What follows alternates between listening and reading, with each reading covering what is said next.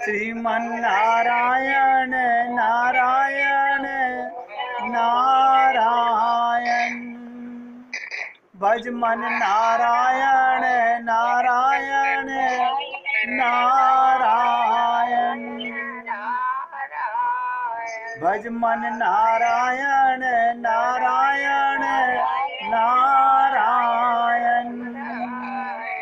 श्रीमन्नारायण नारायण नारायण। श्रीमन्नारायण नारायण नारायण। भज मन नारायण नारायण नारायण। भज मन नारायण नारायण नारायण। श्रीमन्नारायण नारायण नारायण। आप सभी जय हो देवी। अब ध्यान से सुनिएगा। अब सभी भक्त लोग देखिएगा, आप और हम लोग केवल कर्म कांड में फंसे हुए हैं। मैं कई बार आपसे निवेदन करता हूं, हम ब्राह्मणों को अपने घर पूजा करने बुलाते हैं। वो आपको आसन पे बैठा के क्या बोलते हैं, आप लोगों ने सुना होगा, ओम अपवित्रः पवित्रो वा सर्वावस्थां गतोऽपि वा या स्मरेण पुंडरीकाक्षं सह बहारी विहंतर शुचि। आपको पता है इसका क्या मतलब है? मैं तो ऐसा महसूस करता हूं कि 99% ब्राह्मणों को भी कमी ज्ञान होगा। वो सारे ब्राह्मण इस मंत्र का उच्चारण करते हैं,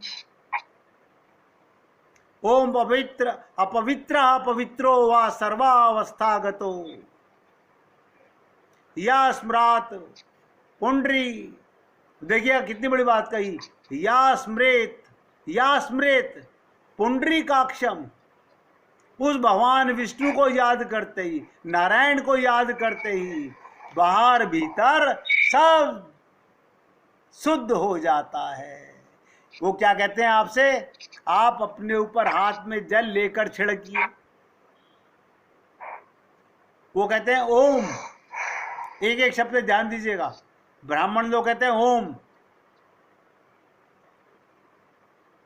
ओम माने यदि कोई अपवित्र यानी अशुद्ध है या पवित्र शुद्ध है या अन्य सभी स्थितियों में, ये जो पुंडरीकाक्ष भगवान हैं, नारायण हैं, उनको केवल विष्णु का एक नाम है पुंडरीकाक्ष।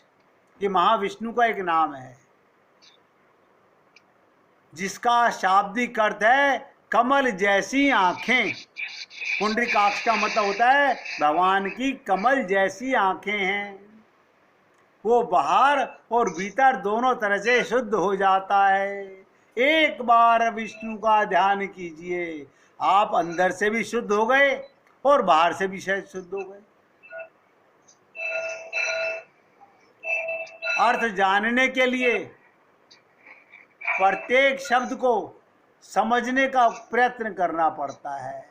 अब आप सोचिएगा, आप और हम लोग सुनते हैं, समझते हैं, लेकिन गहराई से समझ नहीं पाते हैं। ये किसी के यहाँ से घंटे की आवाज आ रही है भैया,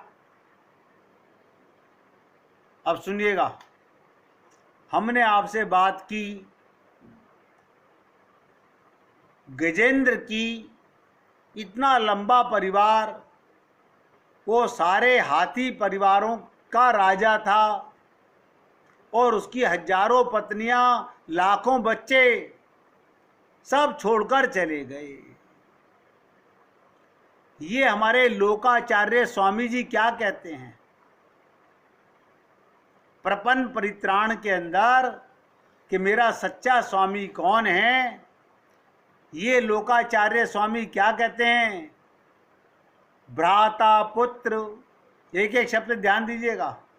भ्राता पुत्र, माता पिता। अरे बाबा, जब संत बोलने पर आते हैं तो क्या बोल जाते हैं, कहते हैं ब्रह्मा रुद्र। बताइए क्या मतलब?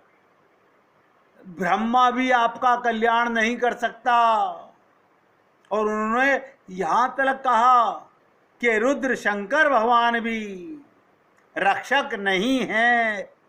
बताइए। और आप और हम लोग नहीं समझते, समझना चाहते भी नहीं।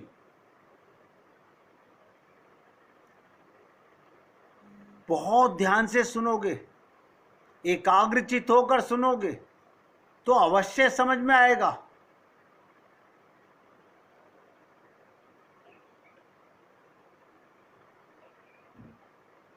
अगर बहुत ध्यान से सुनोगे तो ध्यान में आएगा, अन्यथा कुछ समझ नहीं आने वाला, कुछ समझ नहीं आने वाला।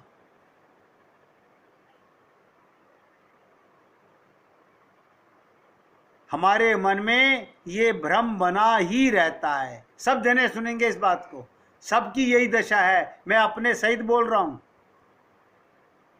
हमारे मन में एक धोखा, एक भ्रम सदा बना रहता है। क्या परिवार वाले, क्या परिवार वाले हमारी रक्षा का, ये हमारे रक्षक नहीं है, ये हमारी रक्षा नहीं कर सकेंगे? देखिएगा, सबके मन में ये भ्रम है। सोचो, जब ये शरीर के ही रक्षक नहीं तो तुम्हारी रक्षा क्या करेंगे? कोई है संसार में ऐसा जो किसी को शरीर को बूढ़ा होने से रोक सका हो, शरीर को बीमार होने से रोक सका हो, शरीर को छोड़ के जाने से रोक सका हो? क्यों? इतना लंबा चौड़ा परिवार आपका, इतने बेटे पोते कुछ नहीं कर सके। अब हमें बहुत देर बाद समझ आ रही है, नहीं अभी भी समझ नहीं आई है हमें। हम अभी भी भ्रमित हैं, अभी भी हम लोग समझे नहीं हैं। मैं तो खुल के बोल रहा हूं, अभी भी हम लोग नहीं समझे हैं। समझने का मतलब होता है मानना, सुनने का मतलब मानना नहीं, समझने का मतलब मानना है। पहले सुनो, फिर चिंतन करो, मनन करो, उसे समझो, फिर कल्याण सुनिश्चित होगा। निवेदन कर रहा हूं। लेकिन हम लोग,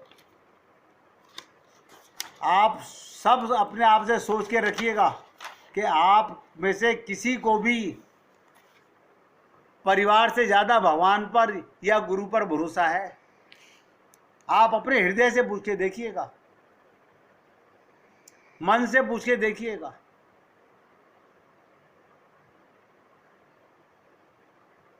सोच के देखिएगा। प्रातः काल भगवान की पूजा करने का माने उनका ध्यान करने का, उनका सुमिरन करने का सबसे अच्छा समय माना गया। प्रातः काल भगवान को याद करने का सबसे अच्छा समय माना गया। हिंदू पुराण में सुबह को ब्रह्म मुहूर्त इसीलिए कहा गया, इसीलिए कहा जाता है, ब्रह्म मुहूर्त के रूप में जानते हैं। ऐसा माना जाता है इस समय की गई प्रार्थना सीधे भगवान तक पहुंचती है। क्यों? उसमें संसार तुम्हें डिस्टर्ब नहीं करता। प्रातः काल का देखिएगा,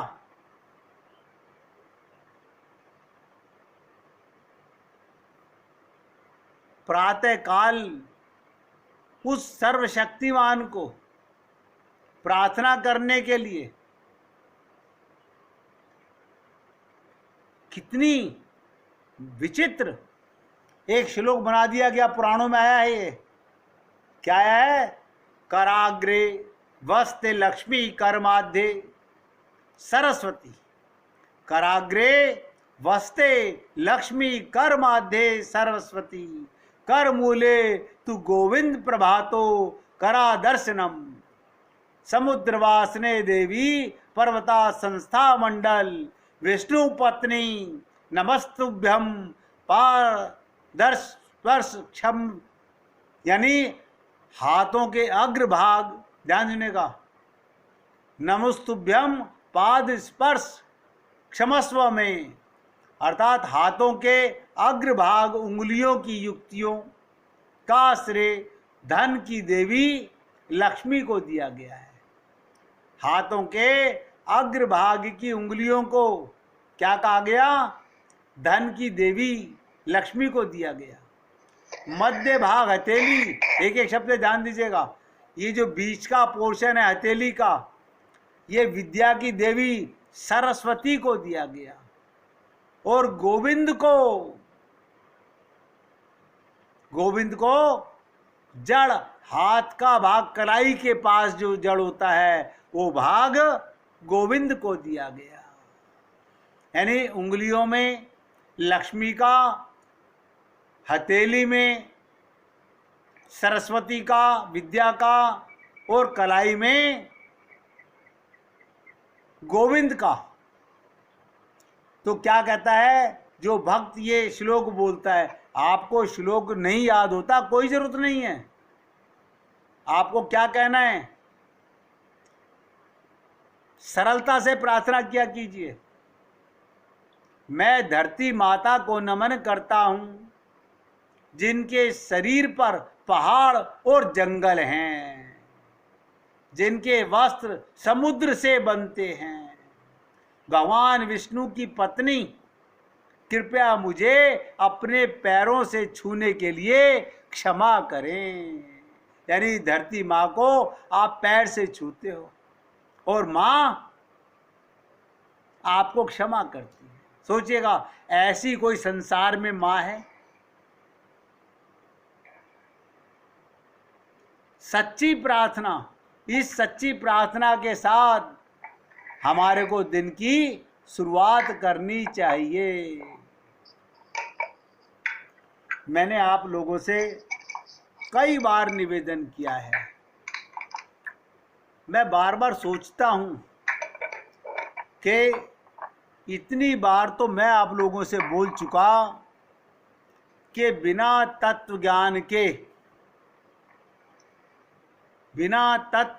के ना हमारी साधना सफल होगी, एक एक शब्द ध्यान देना, ना हमारी पूजा सफल होगी, ना हमारी भक्ति सफल होगी, और बिना तत्व ज्ञान के, आज नई बात बोलने जा रहा हूं, शरणागति भी सफल नहीं होगी।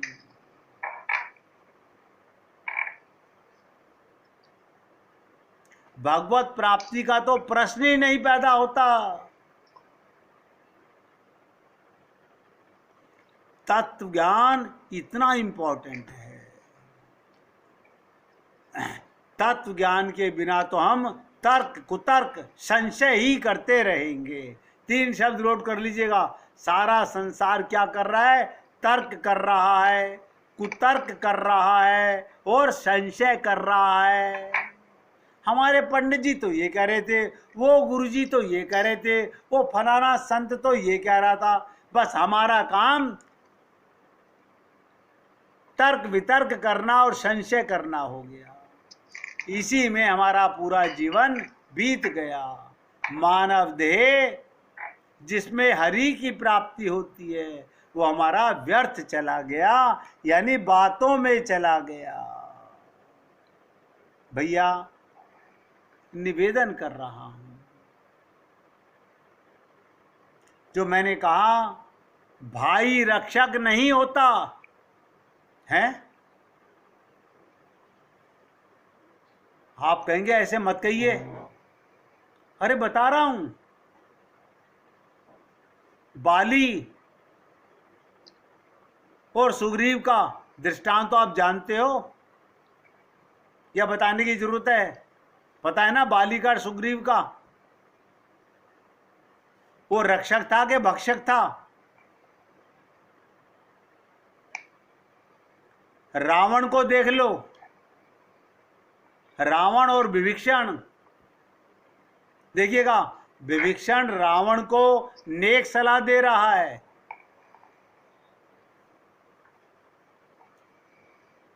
भाई भाई को नेक सलाह दे रहा है कि तुम राम की शरण में चले जाओ, लेकिन भाई उसको लात मार के राज्य से बाहर निकाल रहा है। ये आप और हम सब लोग जानते हैं, सब जानते हैं। ये संसार के रिश्ते नाते केवल शरीर स्वार्थ के होते हैं।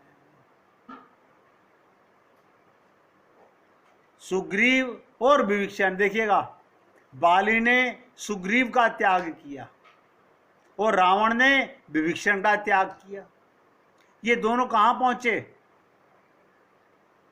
भगवान राम की शरण में।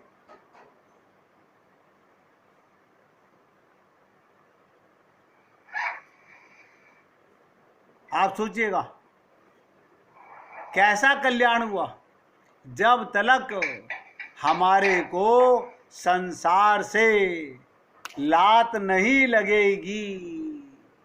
अभी तो मन, हाय राम, आपको क्या पता भाई का बहन का क्या रिश्ता है, भाई भाई का क्या रिश्ता है, माँ बाप का क्या रिश्ता है।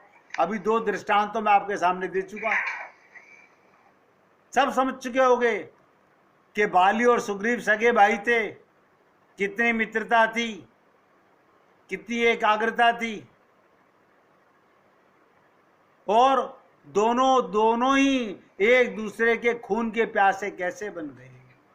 इतना ही नहीं, रावण को तो उसका गुरु, देखिए विचित्रता, भगवान श्री राम ने हनुमान जी को भेजा कि देखो हनुमान, अपने चेले को जाके समझा लो, ये आपका शिष्य है, आप शंकर हो और ये शंकर का चेला है। मैं आपको फिर बोल रहा हूं, वरना मैं इसे दंड दूंगा। अहंकारी राजा, अहंकारी जीव। रावण क्या कहता है अपने गुरु को? अरे मूर्ख, बताइए, अपने गुरु को रस्सियों से बंधवा दिया। और क्या कह रहा है हनुमान जी को रावण? तू मुझे ज्ञान दे रहा है बंदर, तू अपनी जान की खैर कर। सोचिएगा, ये जो मैं आपसे बात कह रहा हूं कि तत्व ज्ञान क्यों जरूरी है, यहां पर हम लोग अभी तक सोच नहीं पा रहे हैं। हम नहीं समझ सकते। कहत कठिन समझत कठिन, साधन कठिन विवेक। ये कैसे समझ में आएगा कि कौन मेरा है? और ये जो चर्चा में आपसे चल रहा है, इस चर्चा का मूल चीज है मेरा स्वामी कौन, मेरा बंधु कौन, मेरा सच्चा बंधु कौन, मेरा सच्चा मालिक कौन। सच्चा जरूर साथ रखना, तभी तो झूठे और सच्चे का ज्ञान होगा। गाते क्या हैं? त्वमेव सर्वम, यानी सब कुछ तुम ही हो। त्वमेव सर्वम, मेरे सारे रिश्ते प्रभु आपके साथ में हैं। लेकिन कौन मानता है? तो मैंने आज आपको पहला दृष्टांत सुनाया है भाइयों के विषय में, बाली सुग्रीव का, रावण और विभीषण का। कल आपको इससे आगे का, अभी हमें यह समझना है, ये कब समझ आएगा कि मेरा असली स्वामी कौन, मेरा सच्चा स्वामी कौन? जब आपको ये समझ में आएगा कौन कौन मेरा नहीं है, तब बचा क्या? केवल भगवान बचा। केवल भगवान ही मेरे सच्चे हैं, स्वामी हैं, मेरा उन्हीं से सारे नाते हैं। फिर आपको समझ आएगा, आप मानेंगे, आप उनकी भक्ति करेंगे और आप छलांग लगा के आगे बढ़ जाएंगे। आज यहाँ पर मैं सत्संग को विराम दे रहा हूँ। कल फिर इससे आगे आपके साथ चर्चा करूंगा। मेरा सच्चा स्वामी, मेरा सच्चा बंधु कौन है, जिसके लिए मैंने आपसे कहा प्रपन्न परित्राण, मेरा सच्चा बंधु कौन है। तब तक के लिए आप आज की कथा पर और आज के सत्संग पर थोड़ा चिंतन जरूर कीजिएगा। केवल सुनने से काम नहीं बनेगा। और भाई जी, आप छंद सुनाने के लिए तैयार रहिएगा। कल आपकी आवाज नहीं आ रही थी, सुनाइए।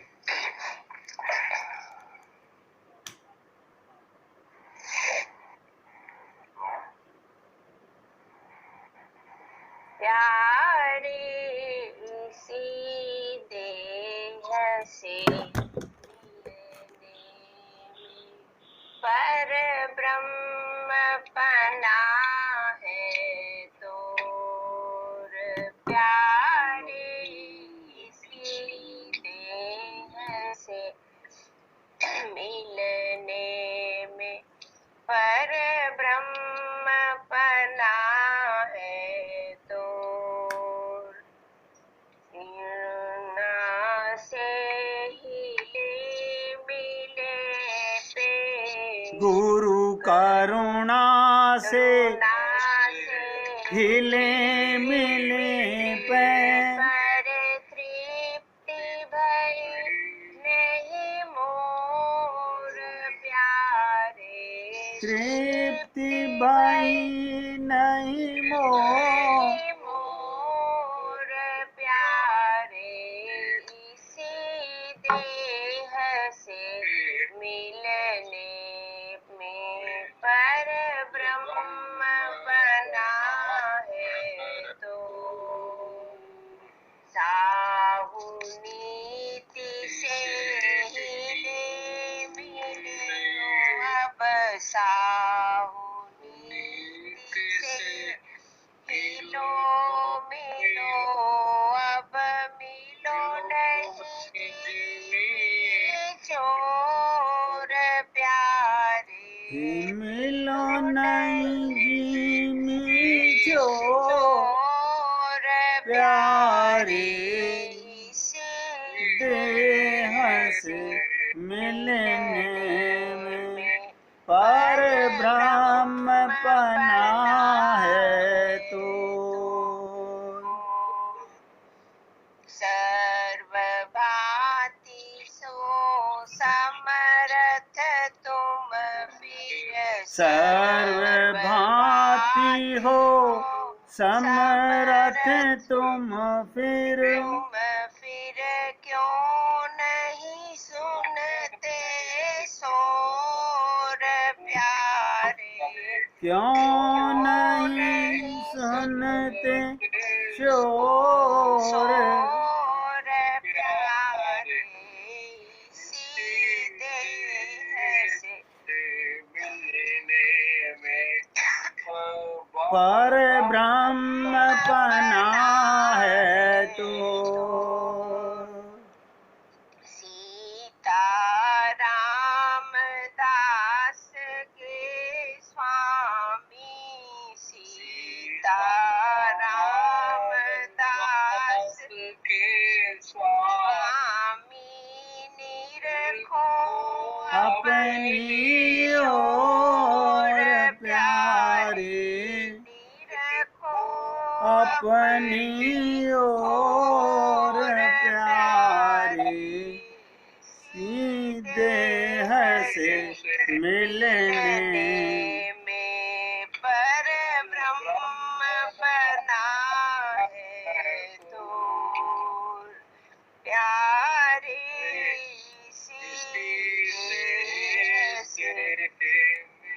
मिलने में पर ब्रह्म पना है तो। बोलिए वृंदावन बिहारी लाल की जय।